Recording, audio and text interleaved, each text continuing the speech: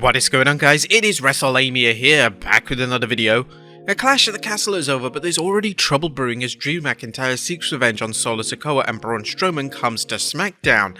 Join us now as we look at this week's edition of Smackdown, as well as the wildest news stories and rumors you need to know, including Roman Reigns refuses to turn babyface, his booking plans, AEW stars the Young Bucks may be coming to WWE as they've had interest in the promotion, did Natalya shade CM Punk, and much more. Be sure to subscribe and hit that notification bell for daily wrestling videos, and follow us on Facebook for exclusive lists. Also check out Wrestlelamia.co.uk and our own wrestling channel, Incredible.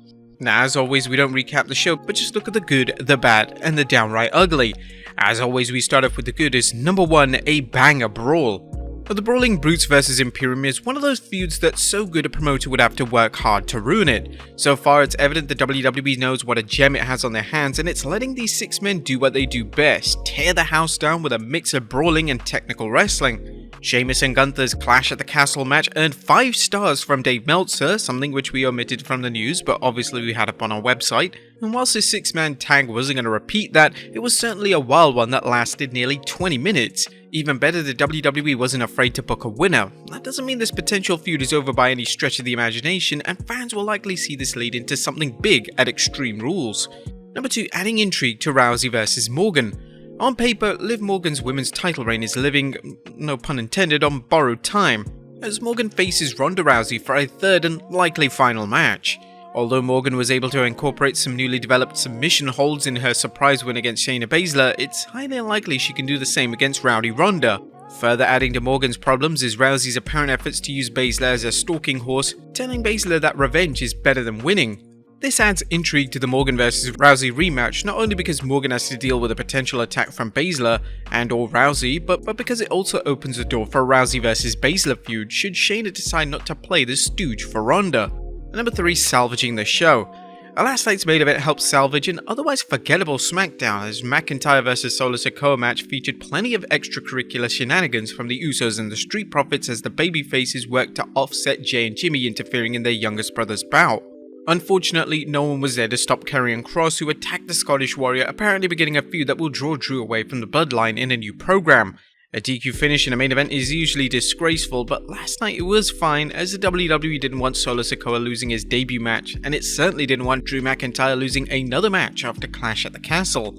But that was the good. What about the bad is number 1, a sad start for Toxic Attraction.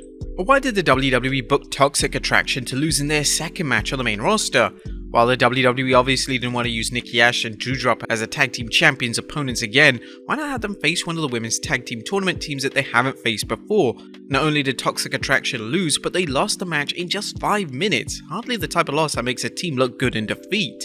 Number 2, Ronda and Triple H buried the women's division. Ronda Rousey made short work of the 4 other superstars with assists from Sonya Deville, making it clear that Triple H hasn't figured out how to book the women's division undercard any better than Papa Vince.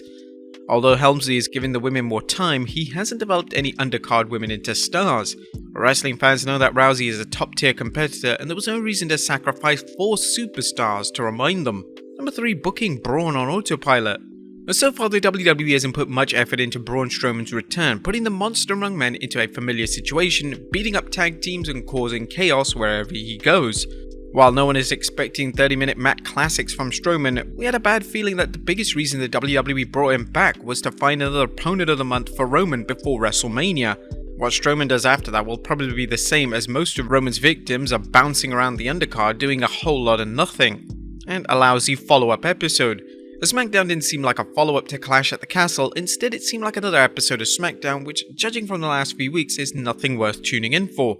With Reigns spending time off and the WWE refusing to put one or more of both of Reigns' belts on someone else, it's become clear that Smackdown is lacking in stars. The addition of Karrion Kross should help, but the WWE has been overcautious in using him. Although the tag division has some good teams, WWE isn't going out of its way to create a new challenger for the Undisputed Tag Team Championship, which suggests as long as Roman holds the singles gold, so will his cousins. That was nothing ugly, but it's understandable why Smackdown hasn't matched Raw's ratings. It's a largely uneventful show, but the WWE still seems to be trying to figure out how to book it. Last year the Blue Brand was a show to watch, but this year it seems as if the WWE is putting all its efforts into Raw. Do you guys agree? Let us know in the comments down below. Now let's move on to the news.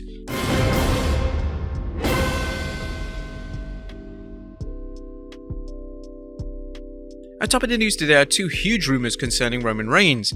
The first deals with the WWE's plans for the head of the table, while the second concerns Reigns' demands for his character. Firstly, let's look at WWE's booking plans for Reigns. Wrestling News is reporting that Triple H is going with Vince McMahon's original plan for Roman and his title reign.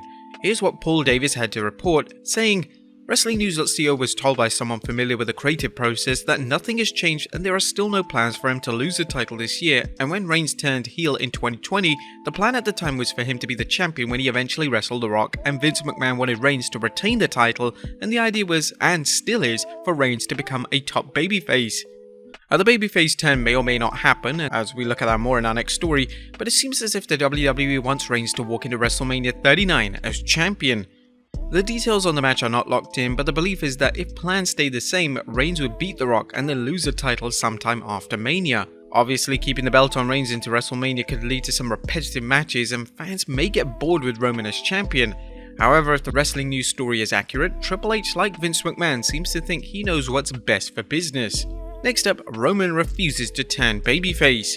As Roman Reigns refusing to turn babyface, WWE may want Roman to turn face at some point. Ringside News' H. Jenkins reports that Roman has no intention of doing so. Ringside News was told that Roman Reigns and Paul Heyman refused to let the Tribal Chief character fall into any babyface category. We're told that he will only be classified as a villain, and that is their call. The exclusive report states that Roman and Paul Heyman have clear instructions in creative in how the Tribal Chief is to be presented. They both are always telling writers that the character is the champion, the top attraction, the WrestleMania main event, the one who everyone relies on. They always use the word burden, as in the burden the top attraction feels at all times. And we wouldn't be surprised if Reigns refused to turn babyface. After all, he had a rough go as a babyface. The head of the table might be concerned fans would want to boo him as a babyface, and he also might fear losing his championship if the fans boo him. Next up, the Young Bucks reaching out to WWE. Or could the Young Bucks be WWE bound? Well, that could be the case, as the Wrestling Observer's Ryan Frederick stated on the Figure 4 online message board that the Young Bucks have reached out to the WWE talent about coming in when their AEW contracts expire. Frederick also commented on the Young Bucks' AEW contract, saying they didn't sign new deals, their options were picked up. They did reach out to a talent to send feelers that they would be interested in talking about coming in when their deals are up, but everyone on both sides are going to do the same because you want to look at for the best deal. Anyone who doesn't do so is dumb and possibly leaving money on the table. According to Frederick, the Bucks' AEW deal expires in 2024. He also made it clear that there's no indication whether Nick and Matt Jackson are interested in coming to the WWE, whether this is their way of exploring all options when their deal comes close to an ending. Do you guys think the Young Bucks are coming to the WWE? Let us know in the comments down below. Next up, are SmackDown superstar reverting back? Is SmackDown superstar reverting back to his NXT persona? While fans are speculating that Butch could revert to his Pete Dunne character, this situation has to do with Max Dupree. According to Wrestling News' Paul Davis, the WWE dropped a hint on the latest SmackDown that Dupree could be revisiting his NXT character. Davis elaborated on a backstage gimmick where Max gave Mason Mansoor a pep talk with Dupree telling them, "You have to go through the day to get to the night." Yeah. Davis explained the meaning of Max's words, noting there was a clear reference to his previous LA Knight gimmick that he would portrayed when he was in NXT. The part of his catchphrase was when he was Eli Drake in TNA Impact Wrestling. Hopefully this won't lead to Mason Mansoor returning to the sidelines. Although the Maximum Male Models gimmick may not be the stuff of legend, it's the first time either superstar has had TV time in quite a while. And finally, did Natalya shade CM Punk? And last but not least, it seems as if everyone is having fun at CM Punk's expense. The latest instance being a tweet from Natalya Neidhart, as the Queen of Hearts recently tweeted, "This is Bob. Miss Neidhart hasn't sued anyone in this match, and she also has a locker room leader. For some reason, she was eating a muffin when she dictated this message to me. Bye." Apparently, Natalya was enjoying a muffin, much like CM Punk was doing at the All Out Media Scrum before things went south. But there you have it, folks, the wildest news stories and rumors you need to know. Be sure to leave your comments down below, and I'll see you next time with some more wrestling content.